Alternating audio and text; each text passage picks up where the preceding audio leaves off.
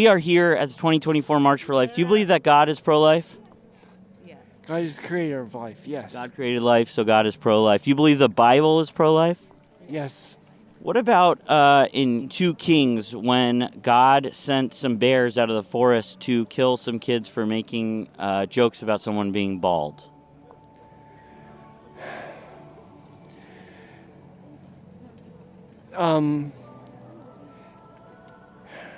If you look closely enough, you could see the moment the wires cross in this man's brain, realizing he has no reply to the good liars' question. What do you think the punishment should be for somebody who has an abortion? If you have actively and willfully murdered someone, I believe the death penalty is appropriate because the Bible tells us that's what justice looks like. So you're so pro-life that you're pro-death? Sadly, this is a common theme among the pro-government limiting reproductive rights crowd. Amazing. And can we see your flag here?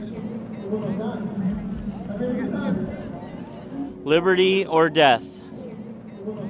You think abortion is murder? Oh, absolutely. Absolutely. I mean, because... So do you think that Herschel Walker is a murderer if he paid for an abortion? Well, like I said, we've all done bad things. I mean, murder is that's one of the worst you could do, right? You know, it's according to what you want to call murder. I mean, if you see somebody breaking in your house and you kill them, is that murder? You know, if you accidentally run from somebody, is abortion murder? Well, if you do that a premeditated taking of life, I think that is murder. Premeditated taking of innocent life is murder. So that, by your definition, if the allegations are true, he was a murderer. But that's okay with you because he repented. Well, what is sin is sin. I mean, some sins are more long-lasting. As you just saw from the Good Liars' reaction, the mental gymnastics conservatives undergo to justify believing in these falsehoods have no limit. And since so many of these people rely on religious doctrine to strip away the reproductive rights of millions of people, it can feel impossible to make any substantive headway on changing these people's minds. Donald Trump doesn't believe in a woman's right to choose. Okay, but there are certain cases where I believe that a woman should be able to choose, but there are also certain cases where, that is a child inside of a woman's body. So I'm stand for both, but, it's... So a woman should not have the right to get an abortion if she's 7-8 weeks pregnant. She may not even know she's pregnant at that point. I believe that most likely she will know at that point, but if she doesn't, of course, baby has been growing inside of her for 6 weeks, so it's, you'd be killing someone if you did an abortion. It doesn't have a heartbeat, though, until longer, so it's not like it's killing a person, right? I still believe that it's killing a person, because that is still a human being inside. No, it doesn't matter if they have a heartbeat or anything. There's still fetus growing inside of someone, and that mom is still going through many symptoms and, her trimester symptoms to, carry that baby, whether they have a heartbeat or not. What about once a child is born? Since you believe very strongly in life, you believe in protecting life once a child is born? What was that? Once a child is born, should our society, should our government do more to protect kids after they're born?